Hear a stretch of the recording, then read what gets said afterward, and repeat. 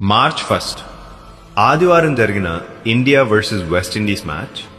ఆ మ్యాచ్ గెలిస్తే సెమీఫైనల్.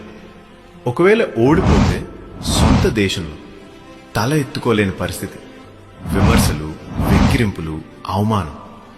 అలాంటి ఒత్తిడిలో సంజు శాంసన్, కేరళకు చెందిన ఒక క్రైస్తవుడు 97 పరుగులు, అవును 97 పరుగులు కొట్టి భారత జట్టును సెమీఫైనల్కి తీసుకెళ్లాడు. ఇది ఒక్కరోజు కథ కాదు. ఇంతకుముందు మ్యాచ్లో పరుగులు చేయలేకపోయాడు. టీం మేనేజ్మెంట్ అతన్ని పక్కన పెట్టింది, బెంచ్ పై కూర్చోబెట్టింది. అన్ని మ్యాచ్లో విఫలమయ్యాడు, కానీ దేవునిలో విఫలం కాలేదు. చివరి బాల్ను 4 కొట్టి వెంబటే ఆలస్యం లేకుండా ఆ గ్రౌండ్ మధ్యలో ఆ క్రికెట్ పిచ్ పై మోకాళ్లపై వంగి దేవుని స్తుతించాడు. దేవా, ఇది నీవు చేసినదే, నేను నా జట్టుని గెలిపించే కృప నీవేనయ్యా అని దేవునికి కృతజ్ఞతాస్తుతులు చెల్లించాడు. ఇప్పుడు నేను నిన్ను అడుగుతున్నాను, ఒక క్రైస్తవుడిగా నువ్వు దేవుని స్తుతిస్తున్నావా?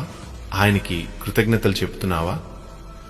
ఉమెన్స్ క్రికెట్లో జమీమా తన వంతు ప్రయత్నం చేసి జట్టును సెమీఫైనల్కి తీసుకెళ్లి దేవుని స్తుతించింది. మరి నువ్వు దేవుణ్ణి స్తుతిస్తున్నావా? నీకు నువ్వే ప్రశ్న వేసుకో.